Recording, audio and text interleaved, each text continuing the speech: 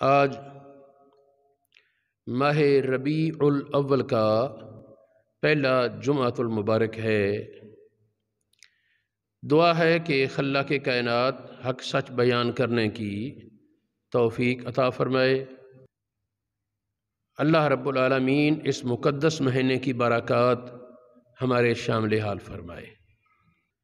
اس بات میں تو کوئی قابل ذکر اختلاف نہیں کہ نبی پاک صلی اللہ علیہ وآلہ وسلم کی ولادت یہ ماہ ربیع الاول میں ہوئی۔ ایک دو حضرات نے اس سے الگ اختلاف کی کوشش کی، لیکن اس کو کسی نے بھی تسلیم نہیں کیا، تو گویا کہ اختلاف ہوا ہی نہیں۔ اب یہ بات کہ ماہ ربیع الاول کی تاریخ کون سی تھی، اس میں اختلاف ضرور ہے۔ پرانے حضرات میں 3 موقف تھے: 2 ربیع الاول، 8 یا 12۔ 13 صدیوں تک یہ 3 قول چلے، جن میں امت کی غالب اکثریت، جس کو یوں کہہ سکتے ہیں کہ 80% سے زیادہ لوگ وہ 12 ربیع الاول میں نبی پاک کی ولادت کے قائل تھے، جبکہ ایک قابل ذکر تعداد، جس طرح کہہ لو کہ 15% یا 18%، وہ 8 ربیع الاول کے قائل تھے، اور بہت تھوڑی تعداد، لیکن بہرحال ذکر ہے ان کا، وہ 2 ربیع الاول کے قائل تھے۔ 1300 ہجری کے بعد، اب ہے 1440، 43، 44 چل رہا ہے، تو 1301 ہجری کے بعد کچھ حساب دانوں نے، فلکیات کے ماہرین نے حساب لگائے۔ انہوں نے کہا جی نبی پاک صلی اللہ علیہ وسلم کی ولادت ایک سعد گھڑی میں ہونی چاہیے، سعادت والی گھڑی میں، جب فلاں برج میں پہنچا، یہ وقت بڑا سعادت والا ہے، نیک بختی کا ہے، لہٰذا اس وقت نبی پاک کی ولادت ہے۔ اللہ کے بندو، حضور علیہ السلام کو اللہ رب العالمین نے سعادتیں دینے والا بنا کر بھیجا ہے، آپ کسی مخلوق سے سعادت لینے کی حاجت مند نہیں۔ علماء نے صاف لکھا، سوال قائم کیا، جی رمضان شریف میں نبی پاک کی ولادت نہیں ہوئی۔ عرب معاشرے میں 4 مہینے زیادہ عزت والے مانے جاتے تھے: ذوالقعدہ، ذوالحجہ، محرم اور رجب۔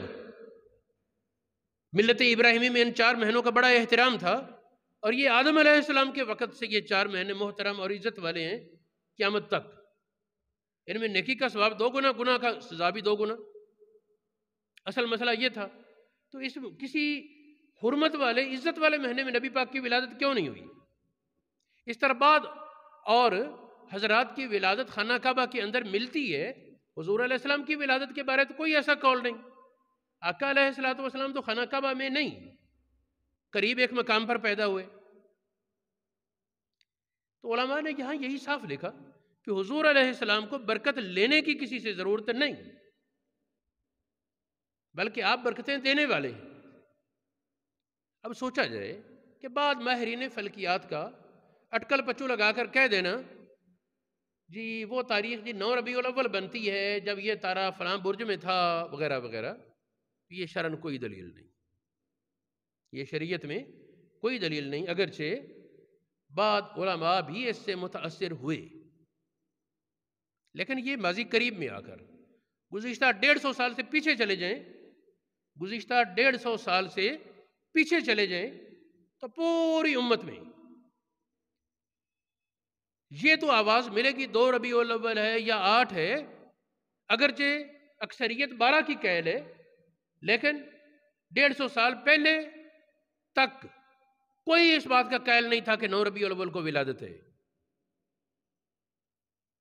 اب یا تو یہ ماننا پڑے گا 13 صدیوں تک ساری امت بھولی رہی، کسی کو پتہ ہی نہیں چلا، اب آ کر انکشاف ہوا، اور دلیل بھی کوئی حدیث نہیں، کوئی سیرت کی کتاب کا حوالہ نہیں، ماہرین فلکیات کی رائے ہے۔ اگر ہٹا کر ایک روایت لی جائے جس میں ہے جی چاند غفر کی منزل میں تھا، کوئی منزل ہوتی ہے 12، تو یہ کوئی دلیل تو نہیں نا، وہ ایک الٹی کمزور روایت، ایک انتہائی کمزور روایت، اس کی بنیاد پر نبی پاک کی ولادت کے تاریخ کے فیصلے کیے جائیں تو یہ کوئی عقل دانش کی بات نہیں۔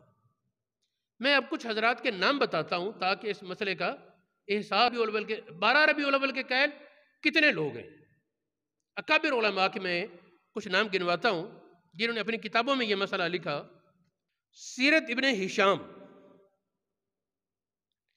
یہ ابن ہشام مصنف فوت ہوا ہے 213 ہجری میں۔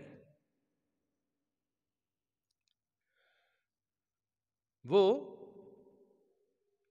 کہتے ہیں کہ اکثر علماء اس بات پر ہیں کہ نبی پاک کی ولادت وہ 12 ربیع الاول کو ہے۔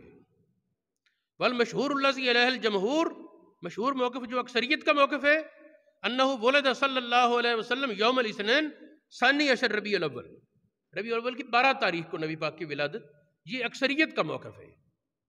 دوسری بات، دوسرا حوالہ اس کا میں بتاؤں، چلو جس ترتیب سے لکھیں اس ترتیب سے بولتا جاتا ہوں۔ تاریخ خمیس، یہ 961 ہجری میں ان کی وفات ہے، انہوں نے بھی لکھا۔ الرواد العنف، ان کی وفات 581 ہجری میں، انہوں نے بھی صاف لکھا کہ 12 ربیع الاول۔ ابن کثیر نے 12 ربیع الاول لکھا، عیون العصر میں 12 ربیع الاول لکھا ہے، المواہب اللدنیہ میں 12 ربیع الاول لکھا ہے، حدائق الانوار میں 12 لکھا ہے، سیرت حلبیہ میں 12 لکھا ہے، تاریخ طبری میں 12 لکھا ہے، الثقات ابن حبان میں 12 لکھا ہے، ابن حبان کی کتاب السیرۃ النبویہ میں 12 لکھا ہے، کنازعی ایک کتاب تفسیر موطا امام مالک کے اس میں 12 لکھا ہے۔ بہت سے اور حوالہ جات میں ابھی ذکر کر رہا ہوں، یہ نہیں کہ صرف چلتا چلتا ایک قول لکھتے ہیں، یہ سارے لکھتے ہیں 12 پر اعتماد ہے۔ 12 ربیع الاول نبی پاک کی ولادت کا دن ہے۔ پھر دیکھیں شیب الایمان بہقی حدیث کی کتاب ہے، اس میں بھی 12 ربیع الاول لکھا ہے۔ الازمنہ والامکنہ، یہ 4 صدی ہجری کی کتاب ہے، اس میں بھی 12 لکھا ہے۔ علامہ ابن کثیر نے ھذا ھو المشہور عند الجمہور کہہ کر 12 ربیع الاول کا ذکر کیا۔ الاباطیل والمناکیر والصحاح والمشاہیر، یہ 6 صدی ہجری کی کتاب ہے، انہوں نے بھی 12۔ مدونہ امام مالک کی ایک تفسیر تھی الجامع لمسائل المدونہ 5ویں صدی ہجری میں، انہوں نے بھی 12۔ 4 صدی ہجری کی کتاب الجامع فی السنن والآداب، انہوں نے 12۔ آگے دلائل النبوت بہقی میں 12 ربیع الاول، تاریخ دمشق ابن عساکر میں 12 ربیع الاول، الکامل فی تاریخ میں 12 ربیع الاول، علام النبوہ ماوردی کی کتاب 12 ربیع الاول، الاکتفاء 12 ربیع الاول، مرآت الزمان 12 ربیع الاول کہتے ہیں، تفسیر قرطبی میں 12 ربیع الاول کہتے ہیں، اللباب میں 12 ربیع الاول، امتاع الاسماء میں 12 ربیع الاول، نخبۃ الافکار میں 12 ربیع الاول، علامہ عینی کی کتاب نخب الافکار، جمع الوسائل میں ملا علی قاری 12 ربیع الاول کہتے ہیں، مستعذب الاخبار میں 12۔ اب سوچیں اتنے کثیر علماء، ان میں سے ہر ایک کہتا ہے یہ امت کی اکثریت اسی بات پر متفق ہے، امت کی اکثریت اس بات پر متفق ہے کہ نبی پاک کی ولادت 12 ربیع الاول کو ہے۔ اب ہم کیسے مان لیں ایک دو سر پھروں کی بات جو کہتے ہیں جی ہمارا حساب یہ کہتا ہے؟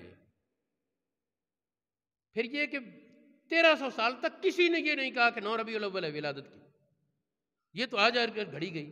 ہم تو کہتے ہیں نا ہم 8 کو مانیں گے، نہ 2 کو، نہ 9 کو، 12 کو، حقیقت اللہ پاک جانے، غیب کا علم ہمیں تو نہیں۔ اتنی پکی بات ہے، پیر تھا، پیر کا روز تھا، ربیع الاول تھا۔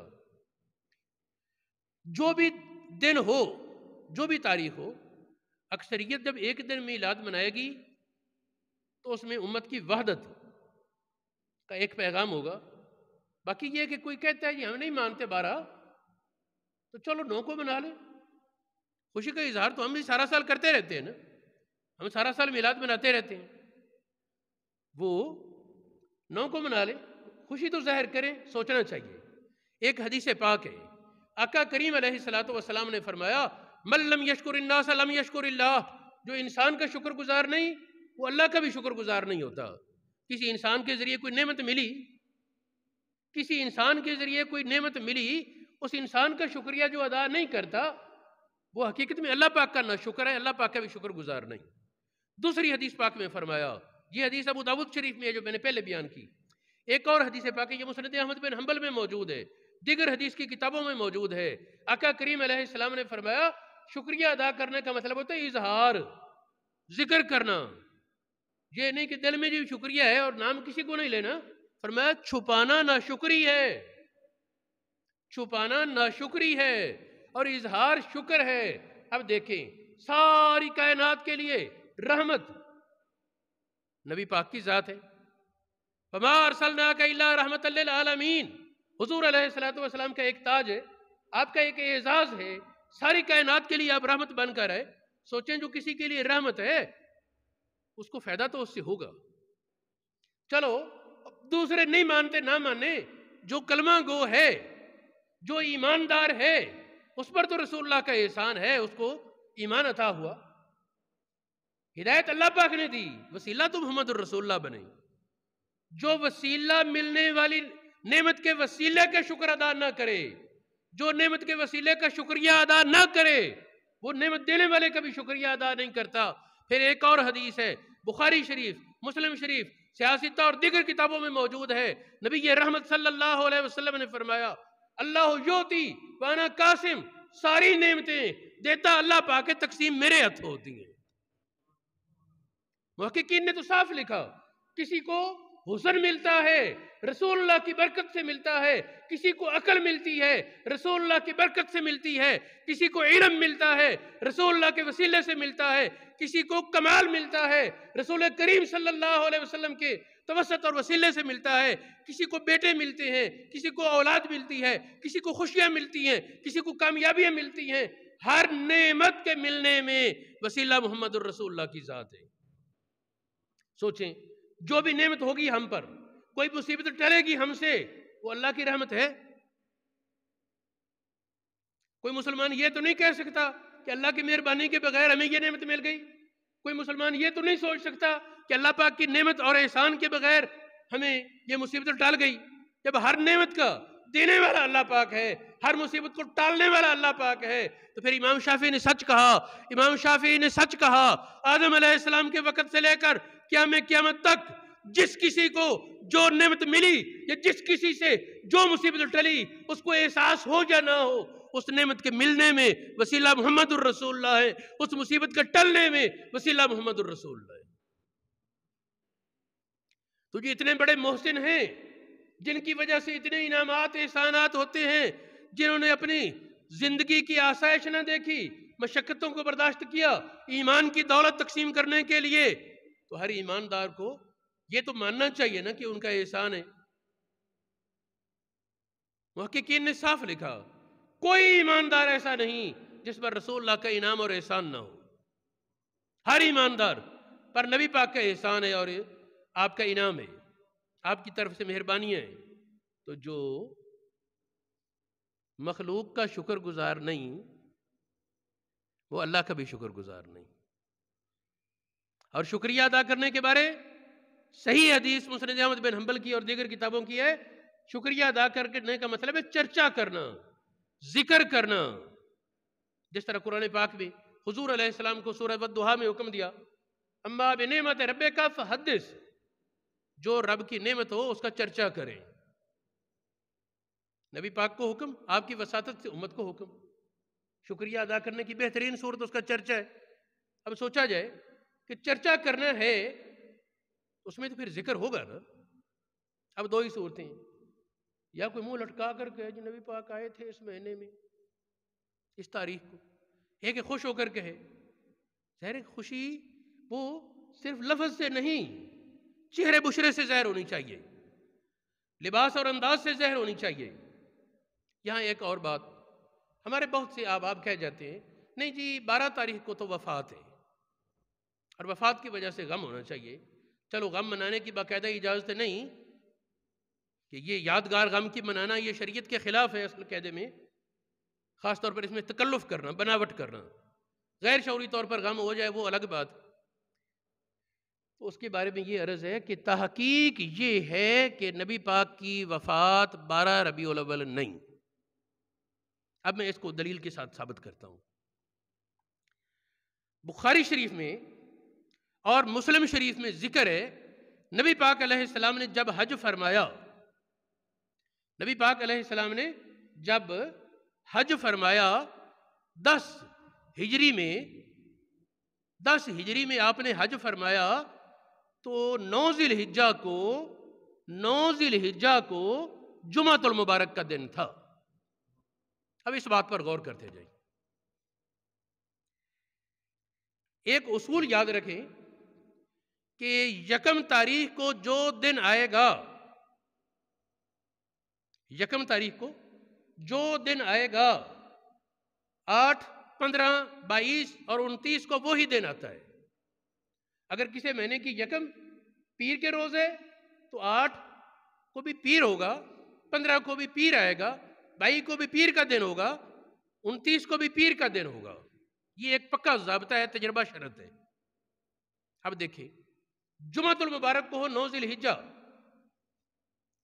تو جمعرات کو 8، 1، 8، 15 اور 29، 22، 29 ایک ہی دن ہوتا ہے نا، تو 29 کو جمعرات، 29 کو اس سال جمعرات، یا جمعے کو 1 محرم مانے، جمعے کو 1 محرم مانے تو 29 محرم جمعے کے روز، اور ہفتے کے روز وہ 1 صفر، 29 کو صفر کی، 29 صفر کو ہفتہ مانے، تو حساب بتائیں کہ ربیع الاول کی 1، اگر یہ 29 کا ہی ہو تو اتوار کو بنی۔ اب ربیع الاول کی 1 اتوار کو ہو تو 9 کو تو پیر آ سکتا ہے، 12 کو تو پیر نہیں آئے گا۔ اور یہ پورا حساب کیا ہم نے، سارے چاند 29 کے بنائے، سارے چاند 29 کے، سارے چاند 30 کے۔ نبی پاک کے حج سے لے کر وفات تک 3 چاند ہے۔ محرم کا چاند نظر آیا، اس کے بعد سفر کا، اس کے بعد ربیع الاول کا، تینوں چاند 29 کے ہوں، تینوں 30 کے ہوں، بعد 29 کے بعد 30 کے، کسی بھی صورت میں 12 ربیع الاول پیر کے روز نہیں آتی۔ اور نبی پاک کی وفات، بات تو اس وقت وفات کی کر رہے ہیں نا، نبی پاک کی وفات وہ 13 ربیع الاول بن سکتی ہے، 2 ربیع الاول ہو سکتی ہے، لیکن 12 ربیع الاول کسی حساب سے نہیں بنتی۔ ماضی قریب کے بعد بڑے بڑے علماء انہوں نے یہ بحث لکھی، تفصیل سے دلائل لکھنے کے بعد، حالانکہ یہ حساب اتنا واضح ہے، جس طرح 2 + 2 4 ہے۔ یہ جب سمجھا جائے نا غور کر کے، تو 2 + 2 4 کی طرح یہ حساب بالکل سیدھا ہے۔ 1، 8، 15، 22 اور 29 تاریخ، دن ایک ہی ہوتا ہے، تو چارٹ بنا لے، تفصیل سے سمجھے، غور کریں۔ کسی بھی صورت میں 12 ربیع الاول کو اس سال تیسرے مہینے کے بعد جو آئے چاند، اس موقع پر 12 ربیع الاول کو پیر نہیں آتا، اور نبی پاک کی وفات بالاتفاق پیر کے روز تھی۔ نبی پاک کی وفات بالاتفاق پیر کے روز تھی، لہٰذا میری تحقیق یہ ہے کہ نبی پاک صلی اللہ علیہ وسلم کی وفات 12 ربیع الاول نہیں، 13 ہے یا 2 یا کوئی اور تاریخ ہو سکتی ہے ربیع الاول، دن پیر کا ہے۔ تاریخ میں اختلاف بہت سارا ہے، اور دلائل اس پر زیادہ ہے کہ 12 ربیع الاول نبی پاک کی وفات کی تاریخ نہیں۔ اب ایک اور بات، یہ مسئلہ تو واضح ہو گیا کہ 12 ربیع الاول نبی پاک کی ولادت ہے، وفات کی تاریخ 12 نہیں۔ یہ خوشیاں منانا اس موقع پر، یہ قرون اولیٰ سے مسلمانوں میں رائج، صحابہ کے وقت سے چلتا ہے اور سلسلہ یہ۔ ہمارے دور میں کچھ لوگ بڑا سوال کرتے ہیں، بتائیں جی نبی پاک نے میلاد منایا کیا؟ صحابہ نے میلاد منایا کیا؟ ائمہ نے میلاد منایا؟ پھر خود ہی کہتے ہیں نہیں یہ کوئی نہیں۔ اللہ کے بندو، میلاد منانا کہتے کس کو ہے؟ ہر چیز کی صورت بدلتی ہے، حقیقت جو ہے وہ دیکھیں نا۔ تو میلاد منانے کی حقیقت یہ ہے کہ ولادت کے واقعات بیان کیے جائیں، ولادت کے متعلقہ واقعات بیان کیجیے، ولادت سے پہلے کے، ولادت کے موقع کے، بچپن ردات کے اور بچپن کے دودھ پینے کی مدت کے واقعات بیان کیے جائیں، یہ ہے میلاد بیان۔ تو حضور علیہ السلام نے خود، نبی پاک نے خود اپنی ولادت کے بارے بیان فرمایا، الا اخبرکم، کیا میں تمہیں بتاؤں نا میرے معاملے کی ابتدا کیسے ہے؟ انا دعوت ابی ابراہیم، ابراہیم علیہ السلام کی دعا کا میں نتیجہ ہوں۔ جب کعبہ شریف تعمیر کیا اسماعیل اور ابراہیم علیہ السلام نے، قرآن پاک میں وہ دعا ذکر ہے، ربنا وابعث فیہم رسولا، یا اللہ وہ شانوں والا رسول ان میں بھیج، اسماعیل کی اولاد میں۔ اس سے کیا ثابت ہوا؟ نبی پاک علیہ السلام نے خود ارشاد فرمایا، میں اپنے باپ ابراہیم علیہ السلام کی دعا کا نتیجہ ہوں۔ پھر فرمایا حضور علیہ السلام نے، دوسرا جملہ اس حدیث کا ہے، وَبَشَارَةُ عیسیٰ، عیسیٰ علیہ السلام نے میری خوشخبری دی۔ تیسرا جملہ ارشاد فرمایا، وَرَأَتْ أُمِّي، میری ماں نے دیکھا۔ بڑا نور ظاہر ہوا میری ولادت کے موقع پر، جس سے مکے میں بیٹھ کر میری والدہ نے ملک شام کے محلات دیکھ لیے۔ یعنی وہ نور عام نور نہیں تھا، بہت بڑا نور تھا۔ یہ حدیث مسند احمد بن حنبل میں اور دیگر کئی حدیث کی کتابوں میں صحیح سندوں سے ثابت ہے۔ تو نبی پاک نے خود اپنی ولادت کا بیان کیا، نبی پاک سے صحابہ نے سن کر آگے بیان کیا، صحابہ سے تابعین نے سن کر بیان کیا۔ ہم یہی تو میلاد میں کرتے ہیں، میلاد منانا تو ثابت ہوا نا۔ پھر سیاستہ کی ایک معتبر کتاب جامع ترمذی میں امام ترمذی نے ایک مستقل باب باندھا ہے، باب ما جاء فی میلاد النبی صلی اللہ علیہ وسلم۔ لوگ کہتے ہیں میلاد بدعت ہے اور اب آ کر نکلا، تو یہ میلاد کا لفظ ترمذی شریف میں باقاعدہ انہوں نے باب باندھا ہے، باب ما جاء فی میلاد النبی صلی اللہ علیہ وسلم۔ نبی پاک کے میلاد کی بابت جو کچھ آیا وہ اس باب میں آپ نے بیان فرمایا۔ لا الہ الا اللہ محمد الرسول۔ اب ایک اور بات ختم کریں، وہ یہ کہ قرآن پاک کا جب مطالعہ کریں تو قرآن پاک میں حضرت عیسیٰ علیہ السلام کی ولادت سے پہلے کے واقعات، ولادت کے واقعات اور بچپن کے واقعات ذکر ہیں، یحییٰ علیہ السلام کی ولادت سے پہلے اور بچپن کے واقعات ذکر ہیں، حضرت مریم سلام اللہ علیہا کی ولادت سے پہلے اور بچپن کے واقعات ذکر ہیں۔ قرآن پاک میں حضرت موسیٰ علیہ السلام کے دودھ پینے کے واقعات ذکر ہیں۔ قرآن پاک میں حضرت سیدنا موسیٰ علیہ السلام کی بچپن کے واقعات ذکر ہیں۔ قرآن پاک میں حضرت ابراہیم علیہ السلام کے بچپن کے واقعات ذکر ہیں۔ قرآن پاک میں حضرت آدم علیہ السلام کی تخلیق، ولادت لفظ نہیں بولیں گے وہاں، تخلیق کے واقعات ذکر ہیں۔ سوچیں یہ اللہ پاک کا ایک اصول اور دستور ہے، جب اس کے پیارے بندے پیدا ہوتے ہیں، اس کے نبی اور رسول پیدا ہوتے ہیں، کچھ نہ کچھ ایسے واقعات ظاہر ہوتے ہیں جو عام بچوں کی ولادت پر نہیں ہوتے۔ عام بچوں کی ولادت سے ہٹ کر کچھ واقعات ظاہر ہوتے ہیں جو اس بات کا اعلان ہوتا ہے کہ یہ بچہ عام بچہ نہیں، یہ بچہ اللہ پاک کا چنا ہوا اور منتخب بندہ ہے۔ بعض اوقات اولیاء کے بھی کچھ ظاہر ہو جاتے ہیں، لیکن اس وقت ہم انبیاء کی بات کر رہے ہیں۔ قرآن پاک بھی انبیاء کا ولادت کے وقت کے عجیب واقعات خود اللہ پاک نے بیان فرمائے۔ حضرت مریم نبی تو نہیں تھی، ولیہ صالحہ تھی، ان کی ولادت کا واقعہ قرآن پاک میں بیان ہے، اس کی عجائبات کا۔ تو میرے معزز سامعین، ان کے بچپن کے واقعات ان کے لیے بے موسم پھل آتے، یہ قرآن پاک ہے۔ اب دیکھیں، قرآن پاک نے نبیوں رسولوں کی ولادت اور دودھ پینے کے اور بچپن کے واقعات بیان کیے، یہی کچھ میلاد ہے۔ میلاد میں یہی کچھ تو ہوتا ہے۔ اب یا تو کوئی یہ کہے کہ قرآن پاک شرک سکھاتا ہے، معاذ اللہ۔ قرآن پاک تو توحید کا منبع ہے، توحید کی بنیادی کتاب ہے قرآن پاک۔ تو پھر قرآن پاک میں جب یہ اتنے، جس طرح میں نے بتایا اتنے اللہ کے معزز بندوں، رسولوں، نبیوں کی ولادت کے بچپن کے واقعات ہیں، اور یہ ضروری نہیں آپ بریلی کا ترجمہ پڑھیں، جس عالم کے ترجمے پر اعتماد ہے اٹھائیں۔ میں نے ایک باقاعدہ اس پر ایک کلپ ریکارڈ کرایا پچھلے دن، جس میں قرآن پاک کی 240 آیتیں ہیں، 240 آیتوں کے حوالے سے میں نے یہ مضمون بیان کیا، جن میں اللہ پاک نے اپنے پیارے بندوں کی ولادت اور بچپن کے واقعات بیان کیے۔ اب سوچیں کہ قرآن پاک میں تو ایک بار بھی ذکر ہو جانا کافی تھا دلیل، تو نبی پاک صلی اللہ علیہ وسلم کے ولادت کا واقعہ بھی، قرآن پاک اصول کی کتاب ہے نا، پہلے نبیوں رسولوں کے واقعات بیان کر کے سمجھا دیا راستہ یہ ہے، طریقہ یہ ہے۔ ہاں، ایسے واقعات، ایسی روایات جو بے سر و پا ہوں، من گھڑت ہوں، اس کی اجازت کون دیتا ہے؟ وہ تو غلط ہے نا، وہ تو بیان کرنا ہی نہیں چاہیے۔ باقی ایک سوال آئے گا جی میلاد پر خرچہ کرنا، اس کا میں جواب دیتا جاؤں کہ حضور علیہ السلام نے